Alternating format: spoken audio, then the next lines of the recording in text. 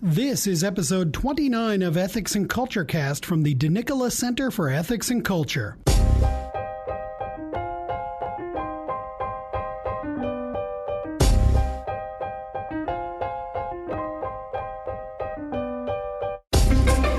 Welcome to episode 29 of Ethics and Culture Cast.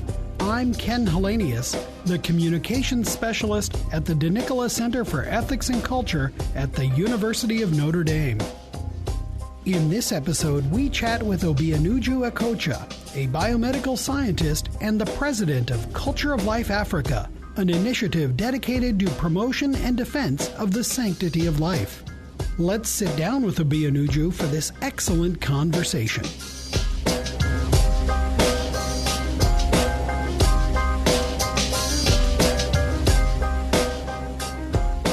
Well, Uju, thank you very much for coming to be with us today. Thank you, Ken. I'm very grateful for being on your show. And welcome back to Notre Dame, because you've been here before, yes, even with the Center for Ethics and Culture. Absolutely. I was here back, I think, in 2015, and I was very fortunate to have been part of the class 2015 of the Vita Institute. Yeah. It was amazing. Had a great time, and I'm glad to be back. Wonderful. To Notre Dame. Well, welcome home. Thank you. So tell us a little bit about yourself. Where are you from? Where do you live now? And what did you study? All these sorts of things. Give us a bit of a bio. Great. So I was born and raised in Nigeria. I'm the sixth child of my parents, and of course the six of us. So I'm the youngest of six children. And went to a university in Nigeria, studied microbiology out there at the University of Nigeria in Nsukka, and started working as a laboratory scientist at the University of Nigeria Teaching Hospital. A couple of years later, I decided to do my master's. I went out to the UK. So at that point, I emigrated to the UK, where I started studying biomedical science at the University of East London. Uh-huh. And afterwards, I got a job as a biomedical scientist, and I've been in the UK ever since. And this was back in 2006. So I have been now away from my country for about 13 years. But having said that, I still get to go back to Nigeria every year, and sometimes even more than once a year, because my parents are in Nigeria. A lot of my friends are there. Of course, I have a lot of cousins, aunties, and uncles. So nice big African family, and I've been doing that all these years. So it's been great. But also, in the last couple of years too, I took on pro-life work. Took on pro-life work in 2012. So, well, tell us a bit about that. Sure. How did you get involved? So I was, as I had said earlier, pursuing this science career, this biomedical science career that I felt, this is so great, and I was happy, minded my business. But then, one day I just happened to be watching news, and I saw Melinda Gates, the wife of Bill Gates, talking about Africa. And because particularly she was talking about Africa, I was interested in this interview she was having, and I listened closely to it. I so happened to be at the very time when she was raising about $5 billion back in 2012 to do her family summit and bring in contraceptives to Africa, but not just African nations. She was framing it at the time as developing countries. She said it was 69 poorest countries in the world where women had what she was calling the unmet need for contraceptives and family planning. So the more I listened to her speak about the $5 billion project, the more, as an African, the more I was confused as to why she wasn't going to use that money for education or for real health care that women need. And what I knew growing up in Africa and being born and raised in Africa, I felt this was a huge waste of money. But not only that, I felt that she was bringing in a new brand of population control that we had never seen before, and that is population control that is so sleekly wrapped that is difficult to actually pinpoint that she's, identify for what it really is. So I wrote immediately, I said, I'm going to write down points why she shouldn't do this, why this is such a terrible idea from an African perspective. And as I wrote it down, it became longer and longer and longer. Spent 5 hours on it, as God will have it. And then it became what eventually was known as the open letter to Melinda Gates.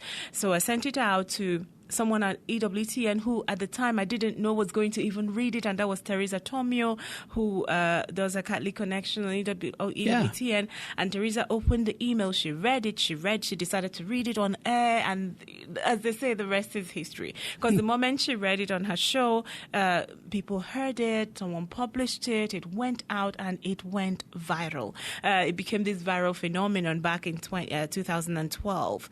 The Vatican, someone at the Vatican saw it at the Pontifical Council for the Laity. The Vatican took it up, they translated it and published it on their website. Wow. And of course, that then, went bigger and bigger, and everybody was then asking, who is this person? Why has she written this? Can she tell us more?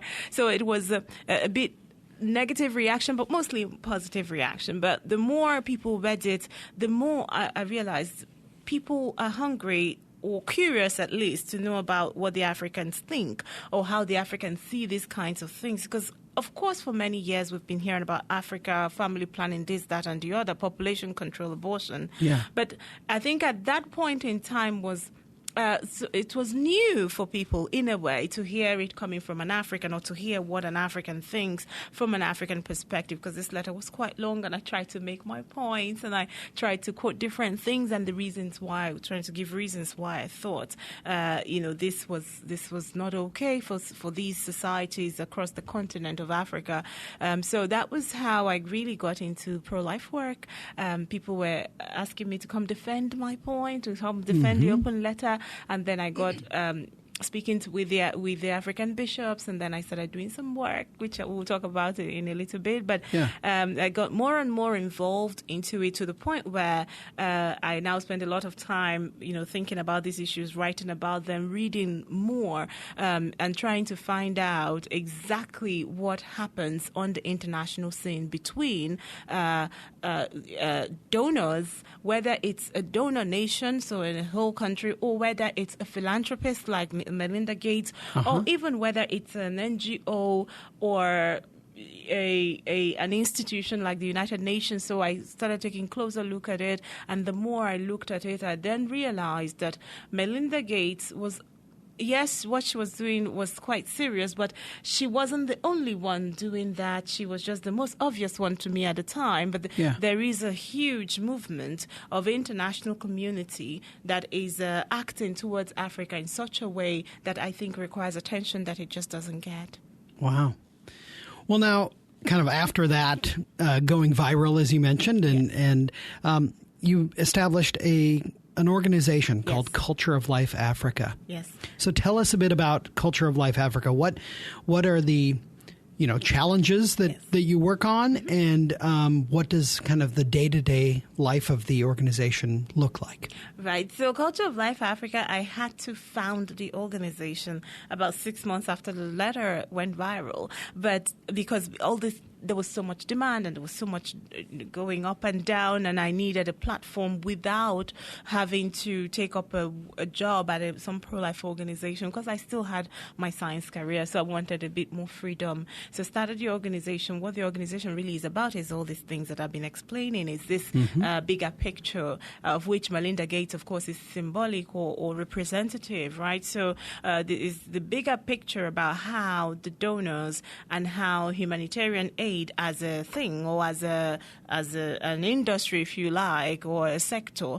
and how it affects African nations, but also even beyond Africa, the developing world, what happens within those relationships. So Culture of Life Africa is really about monitoring all of that. So it's pro-life work, but not in a way that the regular or average pro-life person would think about it. Of course, I'm very much interested to know what goes on with regards to abortion, what happens with regards to contraception, what demands they're making on us, what happens with regards to, sexuality issues, especially towards these cultures that are much more traditional, and the cultures that are insistent on their views and values, and they're much more family-oriented and faith-oriented even in so many ways. So Culture of Life Africa delves into that, tries to get information, research, the data from like United Nations and agencies and organizations, and even trying to go deeper into the archives of these donors to try to establish exactly what is going on without being conspiracy theorist about it. Because for years, I had been hearing the little rumblings about, oh yeah, they hate Africans, oh yeah, they're trying to wipe out Africa. We've heard all this. But I am a scientist, and coming even from a scientific background, I am very much in love with data. I don't know if I can put it that way, but I love to use data, and I love to show links, real links that are concrete. So we always start off with a theory, but then in the world of science, we go from theory to you experiment, you research, you do whatever has to be done to establish for sure that these things are happening. So I use the same methods or the same principles to expose things and to show. So that's what Culture of Life Africa does. The challenges that we are facing, of course, it's the international community, is that what we've always thought was conspiracy theory, it really isn't. There is a very serious encroachment going on, encroachment in culture, encroachment in ideology, encroachment. There is so much going on between the West standing for the donors, and the developing countries or African nations, or even in some cases, as I've spoken to many people from Latin America and the Latin American countries. So the challenges that we are facing is how to track down some of these things really happening, and how to establish it, and how to take it out and expose it to the world. Because there's one thing to discover something or find out that this is actually true, this is happening, there is someone running some kind of population control agenda, and they are running it almost in a very sleek and sophisticated way that, Melinda Gates in one of her TED Talk talked about how she wants to make family planning to be like Coca-Cola, in the way Coca-Cola has been so universalized that is accepted in every country, every continent. She wants to spread that message through the same mechanisms. So when you listen to that sort of thing closely, you find out this woman is not just making a joke. She's talking about higher strategies. She's talking about the strategy being used by a multi-billion-dollar organization. And because she is a multi-billionaire herself, she can do just that. Yeah. So my work through Culture of Life Africa is to show this to the world, that it is happening. So media, writing, I've written a book called Target Africa. I've made a small documentary called Strings Attached. So just trying to put it out there. And my day-to-day life, to be honest with you, Culture of Life Africa is such a small organization. I don't have, we don't have funding, so there is no way to get staff. But from time to time, when I go to African nations, we get volunteers to do things. So it's almost like from project to project basis. So at some point, there are people working with me to do this through Culture of Life Africa. Some other times, it's just one woman walking from her computer, sitting in her kitchen in the UK and doing that. But behind all of that, I still have the backdrop, which is my day-to-day job as a scientist. So I started pro-life work 6 years ago, but I still have to work full-time as a biomedical scientist. So I've tried to have the two lives, and somehow it has worked so far. When do you even sleep? That's a great question. That's a great question, Ken. I do sleep, but my work as a scientist, because of how I've had to take on so much now, doing both pro-life work as well as carrying on with my science career, I've taken on a night shift contract. So, So at night, I get to work in the science field. I get to work in my lab, and it's me and my blood samples all night, 12 hours. Wow. And then, when I come off in the morning, I grab some hours of sleep and try to regulate things so that I'm not sleep deprived, because we do need to take care of ourselves as well to make sure that we are battle ready at all times for all this, because much of this, especially in the pro-life arena, is a battle. Yeah. And then I get to work, I get to work on my day off. for the few hours that I have. So or travel across the pond to come when be I'm with traveling, us or what have you. Exactly. I do a lot of travel every year, about 100,000 miles a year. Wow. Going from country to country. I go from the UK where I live to African countries, and then many times I come across this way as well to America or Canada. I've done quite a bit in Canada. The Parliament in Canada has been very good to me. The pro-life MPs, sure, not Trudeau, not all of them. No, exactly, not everyone. Yeah. But I've had some pro-life MPs being very supportive. The documentary that I mentioned, Strings Attached, was actually for the first time ever screened.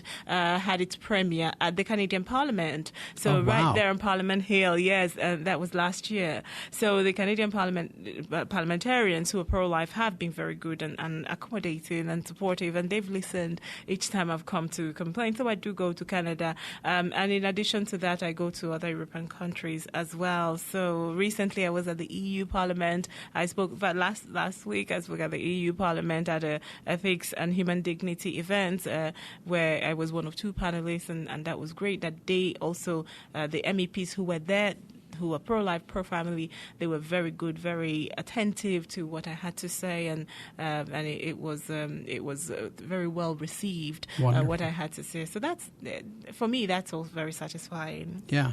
Now, we talked kind of offline. You were describing when you were getting started in your work, you reached out to and found great success in working with the bishops. Yes. And kind of working through the kind of personal contacts within the hierarchy of the church. Yes.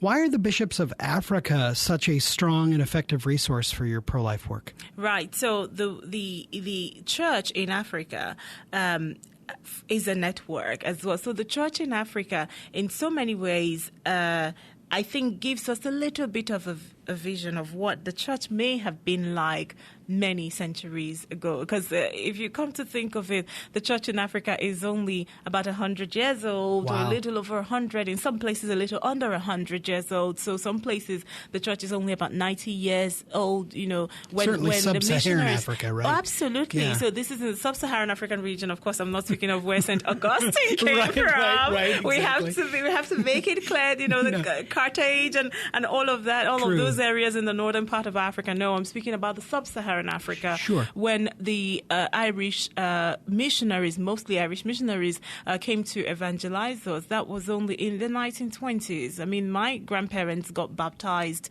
October of 1926. Wow. And they were like one of the first few in my village who got baptized. So you can imagine it's not even 100 years yet that the gospel came to us. So in some parts of sub-Saharan African regions. So in many ways, today the church is still so young and so vibrant. Sure. Yeah, and so vital and vibrant. So the church in Africa has this quality that, of course, yes, number one, it is about the gospel. The church's mission is about spreading the gospel of Jesus Christ, spreading the word of God, spreading the teachings of the church, which, of course, is the teachings of Christ. Mm-hmm. But there is another level, a secondary level to the work of the church in Africa, and that is they are there as carers, they are there as educators. The African Catholic Church particularly is educating more children in Africa than anybody could imagine with regards to the percentage.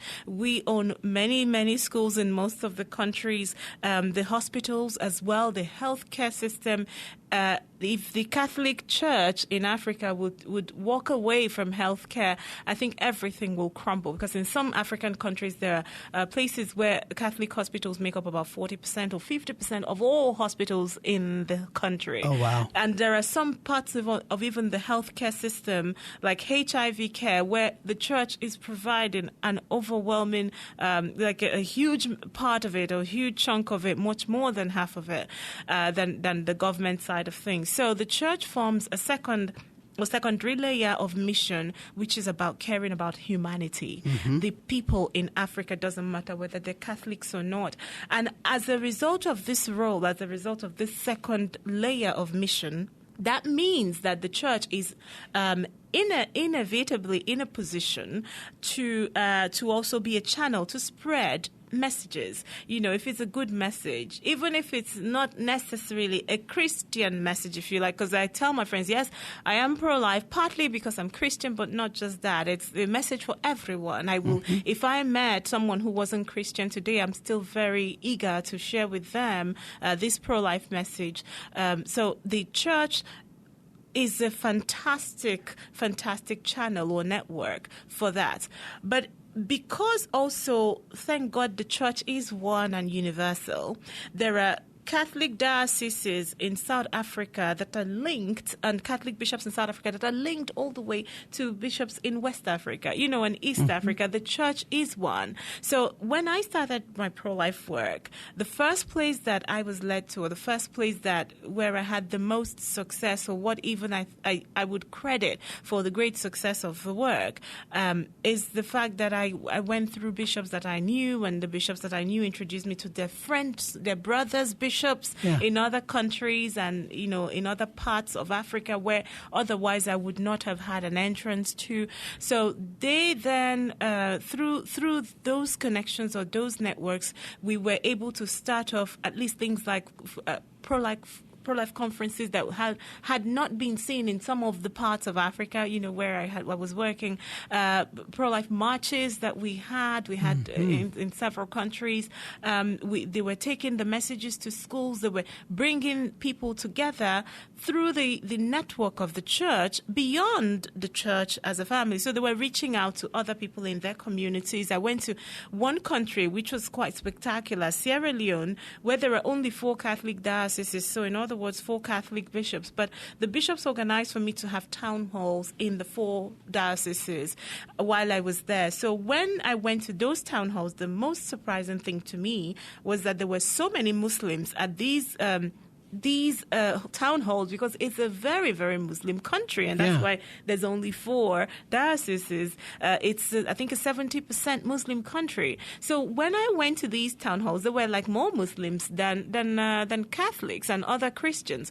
But what the bishops did was that the bishops sent out messages to the leaders of these, the mosques and the imams and everybody, and said, we're having this pro-life message and we need you to come listen. So the town halls were amazing and fantastic, because at the time there were politicians within the parliament of Sierra Leone that were pushing an abortion bill that the people at the grassroots didn't like. So there was such a mobilization, mind you, which something that started by me making a phone call to the president of the Catholic Bishops' Conference, but I was able to reach much a bigger part of the society than the Catholics, because the Muslims took it up as well, and they were able to push back that way, and up to now they still haven't had the pro-life bill passed through successfully. I mean, the bill has passed, but the president simply refused to sign it. Oh, wow. So it just stayed there dormant, and they still don't have legal abortion. Wow. Yes. Wow. Well, can you tell us a bit about what it's like to be a pro-life advocate, not merely in Nigeria, and to speak really as an African? Yes. Is there truly an understanding of family values that are shared across a continent as diverse in language and ethnicity and culture as Africa is? Absolutely. So Africa is, one can even glean from what I'm saying, Africa is very diverse, really, really diverse. It's not the way in the West, when they talk of diversity, they talk about race and all of that. No, Africa is truly diverse, even though, yes, majority blacks, but we still see our diversity because we have many languages, many ethnicities. Even in Nigeria alone, we have so many tribes, and then you go across to other neighboring countries. Sometimes they speak different languages, all going back to the colonial days. So some parts of Africa, English is predominantly the common language spoken, because we always have our own native tongue, our own native language from our tribes and ethnic groups. But we have English in many, many parts of Africa. We also have French spoken in many, many parts of Africa, the Francophone African countries. But then in a few countries, you do have Portuguese being spoken. In a country like Angola, one or two countries, you do have Spanish being spoken. So it all is linked to the colonial days. So as a result, Africa is diverse. But as an African person, as a Nigerian woman, I love to go beyond the borders of my country, reaching out to other African countries, because I also have realized, over the years that the one thing that the Africans we are attracted to is this idea of Pan-Africanism. I don't know that we have achieved it, but there is such a love and a strong identity that Africans carry that even when I see an Ethiopian or a Kenyan somewhere in America here, they say my sister, and if if I now say my brother, right? So even though we're from countries so far apart, even though in some cases we speak different languages, I might see someone from Togo, and I say, well, my brother or my sister, right? And they will feel the same way. So even though there are these things that make it a little bit difficult for communication, like language barriers, but there is such an identity or sort of an attraction towards this Pan-Africanism that the African nations are one in many ways. However, talking about the values that you talked about, whether there are things that we hold in common, for sure, there are things we hold in common. Our customs are different, our tribes are different. Even within Nigeria, there are customs and cultures that we have and traditions that we have that a Yoruba person, for example, which is another tribe in Nigeria than mine, the Igbo tribe, there are things that are different, completely different. Our own native languages are completely different and unrelated. But the one thing that all these tribes across the African continent hold together, that you see common thread, is something like the value of human life, the sanctity of human life, the belief in bloodlines, right? So we believe so much in bloodlines, like the bloodlines hold us together with the generations past, the present generation, the generations coming in the future. The reason I bring up bloodlines is that this strong belief of bloodlines, no matter the tribe or ethnic group within the African continent, this belief then is completely opposed to abortion. Whether it sets off being opposed to abortion or not, but abortion strikes right at the heart of our bloodline. You abort a child, you've not only aborted a child, you have actually killed off a part of a bloodline, which links a family or a family member to the generations past. And so I think and I believe strongly from everything I have seen across the continent that our culture and our tradition is not compatible in any way with abortion. So abortion, it's not like people don't know what abortion is in African countries, or that even that people don't do abortion. People do abortion. There are doctors who are making money doing abortions legally and illegally in countries. Depends on which country they are. But the one thing that the society across the different African countries, what they believe in or where they stand, is that they would reject it strongly and hold it up as a vice. It's a vice. So people are doing a lot of terrible things in different countries. There is crime, of course, where there is intense poverty, there is crime. Yes, that happens in every country. In communities where there's more poverty, there's higher crime. That can be proven. But Africa is like that as well. A lot of illegal things happening in different sectors, in different ways, lots of corruption. But the African people, I believe, at least from what I have seen traveling through different countries, the African people still want to know the line and the difference between what is illegal and wrong and what is right and just. So I'm going to paraphrase now a quote from a man who is actually American, but I believe what he said applies so perfectly to the African nation. This is Dennis Prager, who said at one point in time that, and I need to get this right, he said, there is hope for a country when its people do wrong. Even if the people are doing wrong, even if the people are going out of their way and committing crimes and doing these evil things, there's still hope, because there's hope that one day they will rethink, they will convert, they will revert and go back to what is right. But there is no hope for a nation that then decides they are going to redefine evil to mean good, because in that way there is absolutely no reference point. There is no place to go from there. So I think that's pretty much where a lot of the African countries are that, and that's the general sentiment is that, yes, people hate abortion and have rejected abortion. And anytime you give African nations a chance, they will reject abortion overwhelmingly.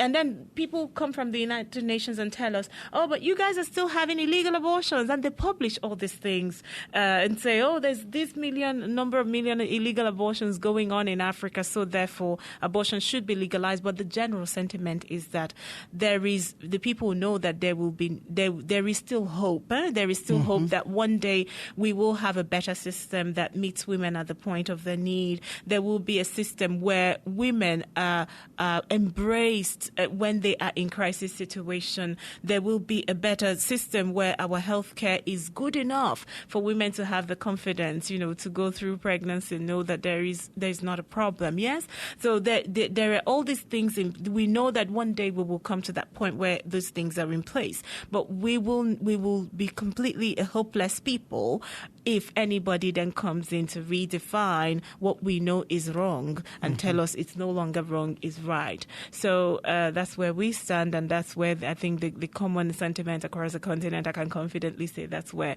we all stand on this. Wow. Well, you've kind of hinted at the kind of my last question, and that is, do you see signs of hope in your work? Yes, I see a lot of hope. I see a lot of hope because, speaking to so many people in Africa and out of Africa, I know that the African people don't want abortion. And somebody would say, oh, but what about these women online who are Africans and they say they want abortion? Of course, you will find a small minority of people who are given a lot of platform and they keep saying they want abortion and all that. But anytime the chance is given, anytime the opportunity is given, the African people will reject abortion. They have done it in many countries. They always reject abortion. So that's one side of the hope that I have. But then the other side of this is that a lot of the pressure that we are now going through, if you go to any African country, wherever there is a fight, quote unquote fight for abortion rights, or they're coming towards an abortion bill, or anytime you see it happening, you look deeper into it, you find out that there is outside influence. So even though, yes, it's depressing for me to see and it's frustrating for me to see that I come in and I'm going through things in an African country and you find out there is some British organization here bankrolling this movement or bankrolling the effort or bankrolling the parliamentarians who are bringing forward the bills. But it still gives me hope that we don't really have what you call organic pro-abortion movements, or we don't have our own, African parents for sexual rights or whatever, right? There's always some link. If you have a bunch of women doing it, if you check, they're not doing it with their money. They're doing it with some American money or British, or, they're doing it with dollars and euros and pounds. So my hope is that the Africans still stay true to the core values. And I'm hoping that one day that the West will listen, because I have also total confidence in the pro-life movement within the West and the good people in the West. I have lived in England all these 13 years, and I have been in America so many times. I come to America about 5 times a year, and I have many, many American friends, you included. And I know that there are so many good people who have the desire for things to change. They don't want this kind of outside influence, this American influence going to Africa. They're ashamed when I tell them, do you know that the American, there was this that happened and it had to do with American supporters. They hate it, and they reject this idea that one day the good people, the voice of the good people and the power of the good people in the Western nations will also get to a point where we can feel the effects.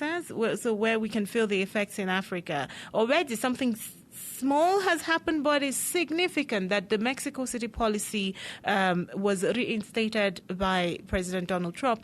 And for 8 years leading to that, so during the last administration here in the United States, there was all this money going to overseas for abortion. It was going to organizations like International Planned Parenthood Federation that were then pushing for abortion in African countries. So it was very such an encouraging thing for me to see see that funding stream blocked up by the current administration, my hope is that there will then be more things, more of this kind of life-affirming gesture from Western nations. I want to see people from the EU doing the same thing. I want to see people from the United Kingdom doing the same thing, that they are more cautious and conscious of the cultural views and values of the people who they are funding. So all of this would be my hope, and I pray a great deal about it, and I'm hoping to get what I want. Well, we'll keep you in our prayers, and please keep us in yours, too. I will.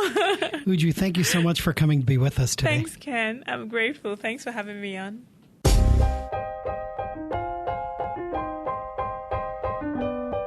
Thank you to Obianuju for the marvelous conversation. Find links to her open letter to Melinda Gates, as well as her recent presentation hosted by our friends at the McGrath Institute for Church Life, in the show notes. Subscribe to Ethics and Culture Cast so that you can always get the latest episodes by visiting ethicscenter.nd.edu/podcast. We would love your feedback. Please give us a review wherever you get your podcasts, and email your suggestions to cecpodcast@nd.edu. Our theme music is I Dunno by Grapes, licensed under the Creative Commons Attribution License. We'll see you next time on Ethics and Culture Cast. Until then, make good decisions.